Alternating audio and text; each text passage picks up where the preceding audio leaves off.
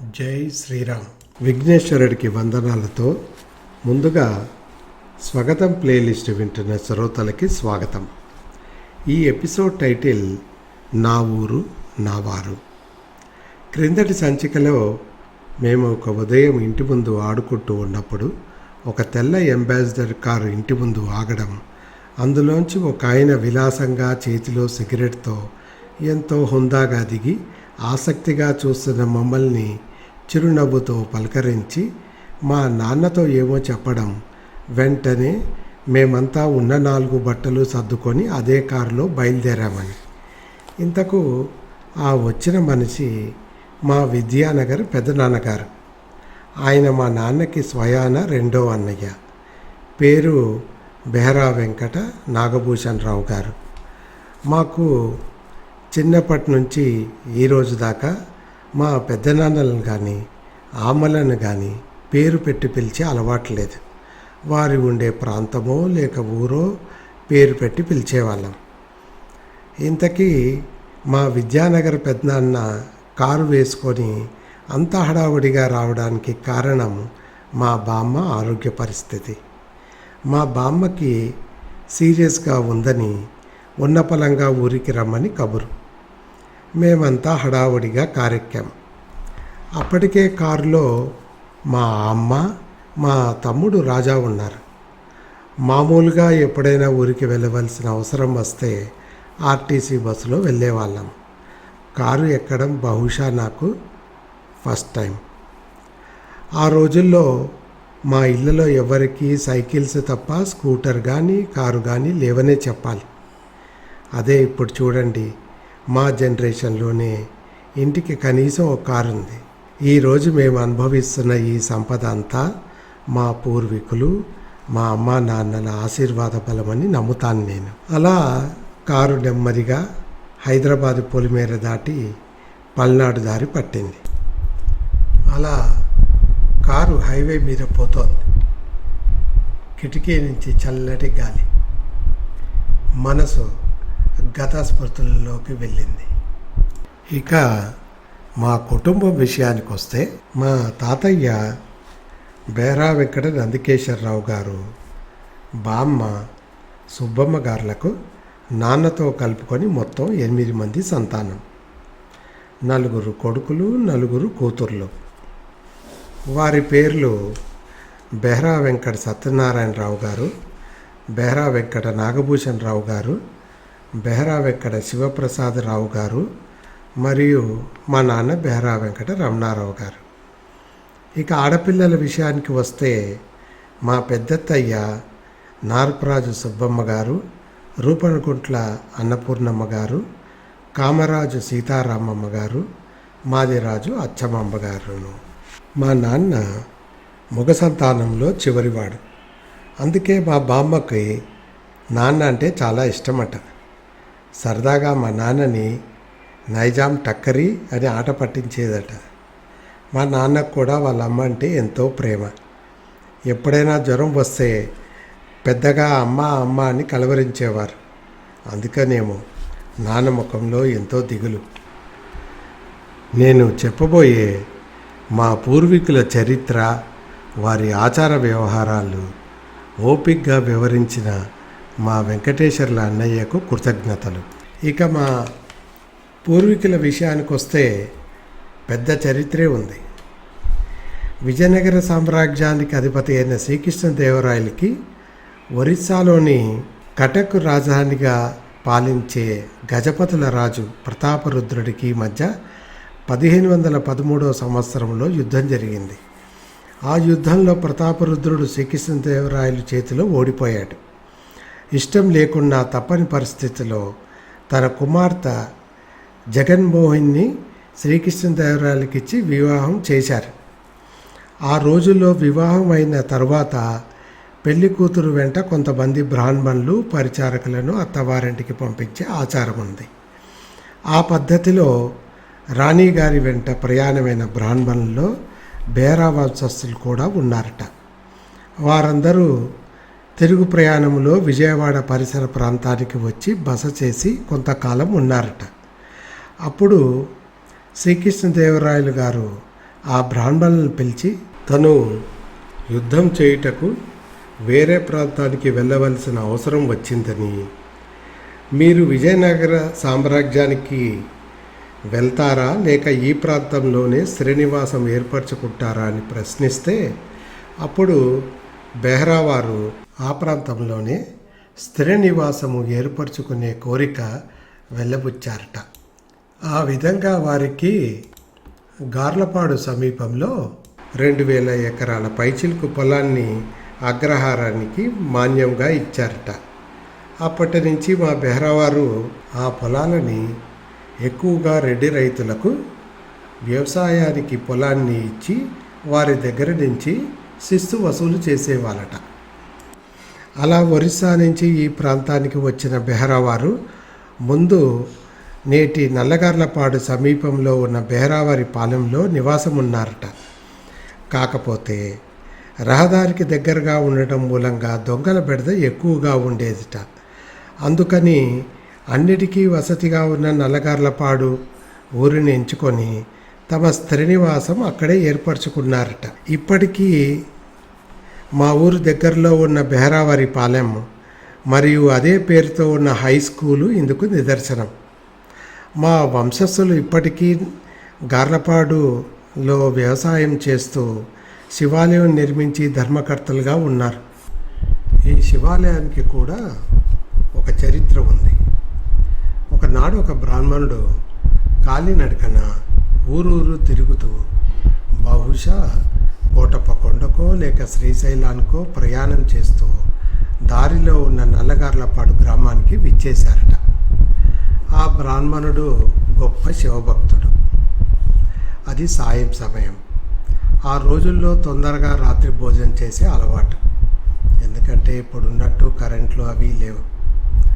ఊరిలో ప్రవేశించగానే భోజనం నిమిత్తం బ్రాహ్మణుల ఇళ్ళ కోసం వాకప్ చేశారట. వారికి మన బెహ్రావాల ఇల్లు చూపారట.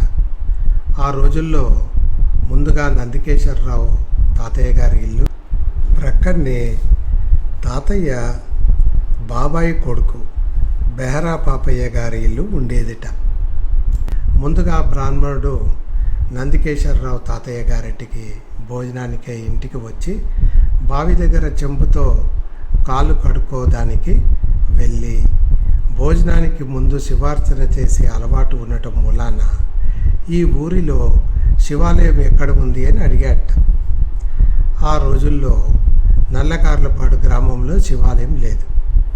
ఆ విషయం వినగానే ఆ బ్రాహ్మణుడు కాలు కడుక్కుంటున్న చెంబుని, బావి నుంచి తీసిన బకెట్ని కాలితో తన్ని శివాలయం లేని ఊరు ఒక ఊరా వల్లకాడ అని ఎంతో కోపంగా భోజనం చేయకుండానే వెళ్ళిపోయాట.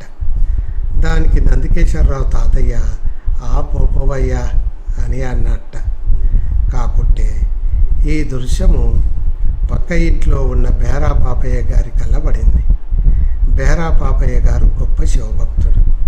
ఆ బ్రాహ్మణుడు అన్న మాటలు ఆయన్ని బాగా కలిచివేశాయి. నల్లగార్లపాడులో శివాలయం ఉండాలని తీర్మానించుకొని శివాలయాన్ని తానే స్వయంగా నిర్మించి దాని నిర్వహణకు గాను కొత్త పొలమును మాన్యంగా ఇచ్చిన ధన్యజీవి మన బెహ్రా పాపయ్య గారు. వారికి నా వందనాలు. మా ఊరు నల్లగార్లపాడులో ఇంకొక విశేషం ఏమిటంటే పైకప్పు లేని హనుమంతుడి దేవాలయం. ఆలయానికి పైకప్పు వేయాలని ఎన్నిసార్లు ప్రయత్నించినా కూలిపోయేదట. ఈ రోజుకి మూల విగ్రహానికి పైకప్పు లేదు. ఇక మా బెహ్రా వంశం గురించి చెప్పాల్సి వస్తే, మా బెహ్రా వంశ చరిత్ర మాకు మా ముందు 4 తరాల నుంచే తెలుసు.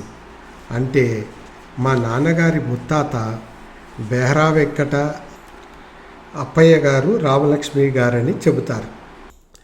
వారి సంతానమే మా ముత్తాత లక్ష్మీనారాయణ గారు. మా ముత్తాత లక్ష్మీనారాయణ గారు అచ్చమాంబ గారులకి 4 మగ సంతానము, 2 ఆడపిల్లలు. వారి పేర్లు నందికేశ్వరరావు గారు, వెంకట అప్పయ్య గారు, వెంకట కృష్ణయ్య గారు, చిన్న సుబ్బయ్య గారు, రామలక్ష్మమ్మ, వరమ్మ గారు. వారిలో మా తాత నందికేశ్వరరావు గారు మగ సంతానంలో పెద్దవారు. వీరిలో వెంకటప్పయ్య గారి గురించి చెప్పాలి. వెంకటప్పయ్య గారికి 3 సంతానం. వారు వెంకటేశ్వరరావు గారు, సూర్యప్రకాశరావు గారు మరియు మా కృష్ణమూర్తి బాబాయ్. తర్వాతి కాలంలో మా కృష్ణమూర్తి బాబాయికి మా మామయ్య కామరాజు రాధాకృష్ణమూర్తి గారి కుమార్తె అనసూయమ్మకిచ్చి వివాహం చేశారు. వారి సంతానమే మా తమ్ముడు శ్రీనివాసు, చెల్లెళ్ళు లక్ష్మీ పద్మావతిను. ఇక్కడ మన తాతయ్య నందికేశ్వరరావు గారి చెల్లెలు రామలక్ష్మమ్మ గారి గురించి చెప్పాలి. రామలక్ష్మమ్మ గారి కూతురు రమణమ్మ గారిని ఇంత క్రితము మనము చెప్పుకున్నట్లు మన ఊరిలో శివాలయాన్ని నిర్మించిన బెహరా పాపయ్య గారి పుత్రుడు బెహరా కృష్ణమూర్తి గారికి ఇచ్చి వివాహం చేశారట. వారి కుమారుడు బెహరా నాగేశ్వరరావు గారి చిన్నమ్మాయే మన బెహరా రమ్య. బెహరా రమ్య మంచి ప్లేబ్యాక్ సింగర్గా తను సెలబ్రిటీ అవడమే కాకుండా బెహరా వంశానికి ఎంతో వన్నె తెచ్చింది. మన వంశానికి ఇంతటి పేరు ప్రఖ్యాతులు తెచ్చిన మన అమ్మాయి బెహరా రమ్యను మన బెహరా వారు అవకాశం వస్తే ఎప్పుడైనా సత్కరిస్తే బాగుంటుంది. ఆ రోజుల్లో మా ముత్తాత లక్ష్మీనారాయణ గారికి 100 ఎకరాల పైచిలుకు ఆస్తి ఉండేదట. కాలచక్రంలో ఆస్తులు కరిగిపోయినా మా తాతలు మాకిచ్చిన అమూల్యమైన ఆస్తి దేవుడి మీద భక్తి, ఎంచుకున్న రంగంలో రాణించడానికి కావలసిన కృషి, పట్టుదల, నిజాయితీ, నిబద్ధత, స్నేహశీలత. మాకున్న ఒకే ఒక్క వీక్నెస్, నాకు ఎక్కువ వర్తిస్తుందేమో తెలియదు కానీ అదేంటంటే ఒకరిని గుడ్డిగా అనుకరించకపోవడం. అదేదో మహేష్ బాబు సినిమాలోని పాట, నలుగురికి నచ్చినది నాకసలే ఇక నచ్చదరో, పరులెవరు నడవనది ఆ రూట్లోనే నడిచెదరో, పొగరని అందరూ అన్నా అది నాలో మేనరిజం, నిండు చంద్రుడు ఒకవైపు చుక్కలు ఒకవైపు. ఇక మా వారికి మాట పట్టింపు ఎక్కువ, ముక్కుకు సూటిగా పోవడం మా నైజం. కుళ్ళు కుతంత్రాలు మాకు తెలియదు. మా వారికి స్ట్రాంగ్ లైక్స్ అండ్ డిస్లైక్స్ ఉంటాయట.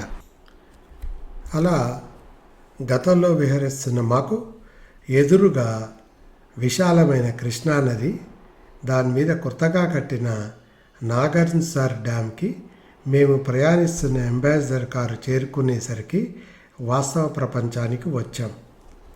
ఆ రోజుల్లో వెహికల్స్ నాగార్జునసాగర్ డ్యామ్ పైనుంచి వెళ్ళేవి. మా కారు కూడా డ్యామ్ పైనుంచి ఘాట్ రోడ్లో క్రిందకి దిగి కెనాల్ ప్రక్కగా కాసేపు ఆపారు. డ్యామ్ నుంచి 2 లేక 3 గేట్లు తెరిచినట్టున్నారు. ఆ నీటి ప్రవాహాన్ని, అక్కడి నుంచి డ్యామ్ని ఆసక్తిగా గమనించాం. అంతకుముందు సంవత్సరం అంటే 1967లోనే నాగార్జునసాగర్ డ్యాము ఇనాగ్రేషన్ అయినట్టుంది. అలా నాగార్జునసాగర్ డ్యాము ఊరు దాటి మా వెహికల్ నరసరావుపేట దారి పట్టింది. ఇంతవరకు మా బెహరా వంశస్థుల చరిత్ర, బెహరా వంశస్థులమైన మా ముఖ్య లక్షణాలు ఎలా ఉంటాయో వివరించాను. మా వంశంలో పిల్లల పేరు పెట్టుకునేటప్పుడు పాటించే వింత ఆచారము, దాని వెనక ఉండే అదేదో విఠలాచార్య సినిమాలో చూపించిన విధంగా జరిగిన యథార్థ సంఘటన విషయాలు తెలుసుకోవాలనుకుంటున్నారా? ఆ విశేషాలు వచ్చే సంచికలో. ఈ ఎపిసోడ్ని ఆసక్తిగా విన్న శ్రోతలకి కృతజ్ఞతలు తెలుపుకుంటూ మళ్ళీ వచ్చే సంచికలో మరిన్ని విషయాలతో కలుసుకుందాం. ఇట్లు మీ భవధీయుడు బెహరా వెంకట రవికుమార్, కేర్ ఆఫ్ రవిగాడి అడ్డా. ఈ ఎపిసోడ్ని ఆసక్తిగా వింటున్న మీకు ధన్యవాదాలు. ఇటువంటి అందమైన ఎపిసోడ్స్ని మళ్ళీ మళ్ళీ వినాలనుకుంటున్నారా? అయితే లైక్, షేర్ ఇంకా సబ్స్క్రైబ్ చేయడం మర్చిపోకండి. అలాగే ఆ కింద ఒక బెల్ ఐకాన్ కనిపిస్తోందా? అది కొడితే మా డాడీ కొత్త ఎపిసోడ్ అప్లోడ్ చేయగానే మీకు నోటిఫికేషన్ వచ్చేస్తుంది. Thank you for listening.